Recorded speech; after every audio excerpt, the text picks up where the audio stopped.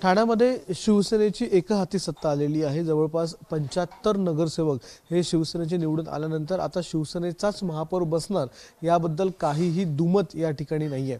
पण असं असताना देखील या महापौर पदामध्ये किंवा या महापौर पदाच्या कार्यकाळामध्ये देखील सत्तेची वाटणी व्हावी अशा प्रकारचे संकेत हे पुन्हा एकदा भाजपकडून देण्यात आलेले आहेत किंवा त्याऐवजी आम्ही विरोधी पाकांवर बसू असं देखील भाजपकडून संकेत देण्यात आलेले आहेत। आता या संदर्भात आपल्याशी बोलण्यासाठी खासदार नरेशजी म्हस्के आहेत, ज्यांच्याकडे या संपूर्ण निवडणुकीची जबाबदारी होती, नवी मुंबईची जबाबदारी देखील त्यांच्याकडे होती। सर, काय सांगाल? एकूणच आता काही आतापर्यंत चर्चा झाल्यात का? कारण की 2 ते 3 दिवस झालेले निकाल आल्याच्या नंतर 75 तब्बल नगरसेवक हे शिवसेनेचे निवडून आलेलेच आहेत, सोबत भाजपचे 28 नगरसेवक निवडून आलेले आहेत। काही चर्चा झाली का भाजप बरोबर एवढ्या दिवसांमध्ये? हे बघा, शिवसेना भाजप महायुती म्हणून आम्ही निवडणूक लढलो, 75 जागा आमच्या निवडून आल्या। बहुमताला 66चा आकडा लागतो, परंतु त्याच्यापेक्षा जास्त जागा, जवळजवळ 9 जागा आमच्या जास्त निवडून आलेल्या आहेत। आमच्या संख्येमध्ये, आमच्या गटामध्ये आणखीसुद्धा वाढ होण्याची शक्यता आहे, कारण ठाणे आहे आणि ठाण्याने नेहमीच एकनाथ शिंदे साहेबांच्या नेतृत्वाला पसंती दिलेली आहे। अद्यापही काही बोलणी झालेली नाही आहेत, परंतु शिवसेना भाजप महायुती म्हणून आम्ही लढलो, त्यामुळे सत्तेमध्ये नक्कीच चांगला वाटा भारतीय जनता पार्टीला देणार आणि त्यांचा तो हक्क आहे। 2.5 वर्षांच्या महापौर पद त्यांनी मागितलेलं आहे। किमान 2.5 वर्ष आम्हाला महापौर पद मिळायला हवं। त्यासोबतच स्टँडिंग कमिटी चेअरमन पद असेल किंवा सभागृह नेते पद असेल, यामध्ये देखील चांगली ही जी पदं आहेत ती आम्हाला मिळायला हवी असं थेट सांगितलेलं आहे आमदार निरंजन डावखरे यांनी। त्याबद्दल नेमकं काय आपलं काय भूमिका आहे? यापूर्वीसुद्धा त्या शिवसेना भाजप महायुती होती, काही फॉर्मॅलिटीज आहेत, काही रीतिरिवाज आहे, या पद्धतीमध्ये नक्कीच त्यांना सत्तेत वाटा मिळेल। आणि जे काही द्यायचं, सगळीच पदं जरी द्यायची म्हटली तरीसुद्धा तो निर्णय माननीय एकनाथ शिंदे साहेबांनी, देवेंद्रजी घेतील।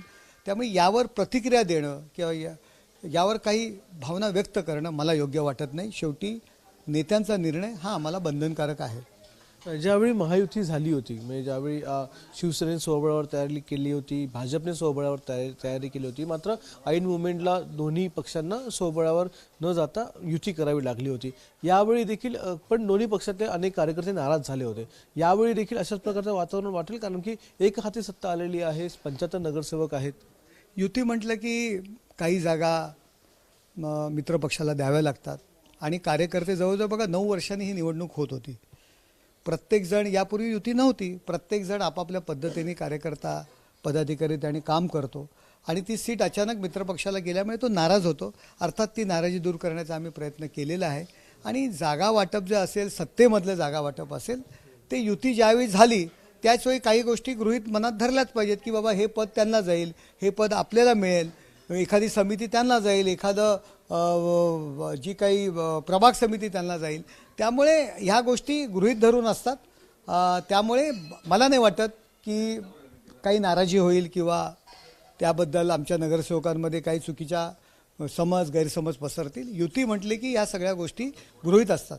मग याचबरोबर अशी देखील एक भूमिका आहे भाजपची की ठाणेकरांसाठी आम्ही कोणत्याही भूमिकेत जाऊ शकतो, म्हणजे सत्तेत नाही गेलो तर आम्ही वेगळ्या भूमिकेत देखील ठाणेकरांसाठी जाऊ शकतो, अशी भूमिका भाजपने घेतलेली आहे। मग विरोधी बाकांवर असेल किंवा सत्तेत न जाता एक अंकुश ठेवण्याची भूमिका असेल, काही भूमिका आमच्याकडे घेता येईल। मला तरी असं वाटतं की युती म्हणून लढलो, एकत्र आम्ही प्रचार केला, म्हणजे निरंजनजी असेल, मी असेल, बाकी कोण मला माहिती नाही, परंतु आम्ही दोघंही युतीचा निर्णय, बाकीचे सर्वजण होतेच बरोबर, परंतु एकनाथ शिंदे साहेब यांच्या नेतृत्वाखाली दोघंही कशा पद्धतीने युतीच्या जागा येतील, कशा पद्धतीने नाराजी दूर करता येईल, या पद्धतीमध्ये आम्ही दोघंही रात्री 2-2, 3-3 वाजेपर्यंत काम करत होतो। आणि मला तरी असं वाटतं की भारतीय जनता पार्टी युतीच्या खुर्चीवर बसलेली मला आवडेल आणि खऱ्या अर्थाने ठाण्यामध्ये आम्ही एक चांगलं उदाहरण देऊ की युती कशा पद्धतीने महानगरपालिकेमध्ये केली जाते आणि वातावरण कशा चांगल्या पद्धतीने असतं, याचं संपूर्ण महाराष्ट्राला उदाहरण देता यावं, अशा पद्धतीमध्ये सत्तेमध्ये वाटा भारतीय जनता पार्टीला देऊन आणि कामकाजसुद्धा त्याच पद्धतीने चालवावं असं मला वाटतं। एक असं थोडंसं जर धागे जोडले तर ठाण्यामध्ये जर तुमची पूर्ण बहुमत असेल किंवा तुमच्यासोबत भाजप जर येणार असेल किंवा ठेवायचं असेल मुंबईमधलं गणित थोडंसं वेगळं आहे. मुंबईमध्ये भाजपला तुमची प्रचंड गरज आहे. भाजप हे पूर्ण सत्तेवर आले नाही आहे, त्यांच्याकडे 89 नगरसेवक आहेत आणि मुंबईमध्ये तुमच्या गरजेशिवाय भाजप महापौर पदावर बसू शकत नाही, सत्ता स्थापन करू शकत नाही. तर मुंबईतलं जे गणित आहे त्याच्यावर ठाण्यातलं कल्याण डोंबिवलीतलं गणित अवलंबून आहे का? असं काही नाही आहे. बघा मुंबईमधली काय मुंबईमध्ये सुद्धा आम्ही युती म्हणून लढलेलो आहे, कल्याण डोंबिवली महानगरपालिकेत युती म्हणून लढलेलो आहे. आणि एकमेकांना वेठीस धरणं, कुठल्या तरी पदांकरता एकमेकांना वेठीस धरणं, ब्लॅकमेल करणं हे एकनाथ शिंदे साहेबांनी कधीच केलं नाही. शिवसेना भाजप युती ही नैसर्गिक युती आहे, जी हिंदुहृदय सम्राट शिवसेना प्रमुख माननीय बाळासाहेब ठाकरे, त्यानंतर लालकृष्ण अडवाणी, अटल बिहारी वाजपेयी, प्रमोदजी महाजन यांच्या नेतृत्वाखाली गोपीनाथ मुंडे यांच्यामुळे ही नैसर्गिक युती झालेली आहे, हिंदुत्वाची युती आहे. कुठलं पद मला पाहिजे, कुठलं पद नको आणि हे दिलं देवा मला पाव तुला बिस्किट, अशा पद्धतीची आमची युती नाही आहे. त्यामुळे ब्लॅकमेल करणं किंवा पदासाठी अडून राहणं हे आमच्या रक्तात नाही आहे आणि एकनाथ शिंदे साहेब कधीही अशा पद्धतीत वागत नाहीत, आपल्याला माहिती आहे. त्यामुळे असे तर्क वितर्क करणं योग्य, मला तरी योग्य वाटत नाही. जे बॅनर लावलेले आहेत संपूर्ण ठाण्यामध्ये, ढोकाळी किंवा वडवलीपासून ते थेट याच्या, तर या बॅनरबद्दल आपल्याला काय वाटतं? तुम्हाला ते डिवचणारे वाटतात की मित्र पक्षाचे वाटतात? भारतीय जनता पक्ष हा ठाण्यामध्ये 23 जागा होत्या, त्यांच्या 28 झालेल्या आहेत.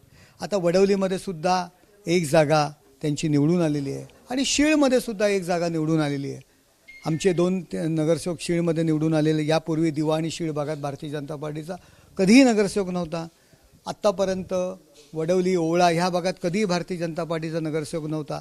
त्यामुळे तो त्यांचा आनंद आहे आणि तो जर आनंद व्यक्त करत असेल तर आम्ही त्याच्यावरती ऑब्जेक्शन घेण्याची गरज काय? त्यांचा पक्ष वाढतोय, त्याच्यामुळे त्यावरती आम्ही ऑब्जेक्शन घेणं मला योग्य वाटत नाही. एक शेवटचा प्रश्न, कधीपर्यंत ह्या सगळ्या गोष्टी सॉर्ट आउट होऊ शकतील? कारण की महापौर पदाची सोडत ती 22 तारखेला जाहीर झालेली आहे. सॉर्ट आउट झालेला आहे, थोड्याच दिवसात तुम्हाला कळेल. कोण म्हणतं हा प्रश्न प्रलंबित आहे, कोण म्हणतं याच्यावरती वादविवाद आहे. नेते म्हणालेत का? नेते सर्व निर्णय घेत असतात. संजय राऊत सकाळचे काहीतरी बोलतात, त्याच्यावरती माध्यमांनी शिवसेना भाजप युतीमध्ये काहीतरी आलबेल नाही अशा पद्धतीच्या बातम्या चालवणं मला तरी योग्य वाटत नाही. मुंबईत ठाकरे गटाच्या भरोश्यावर, ठाकरे गटाच्या संमतीवर, त्यांच्या पाठिंब्यावर भाजप महापौर बसू शकतं किंवा जे 2017ला झालं होतं, भाजपने वॉकआउट केलं होतं, त्यामुळे शिवसेनेकडे मेजॉरिटी, हे सगळी गणित आहे किंवा हे जे सगळे तर्कवितर्क आहेत त्याबद्दल काय वाटतं?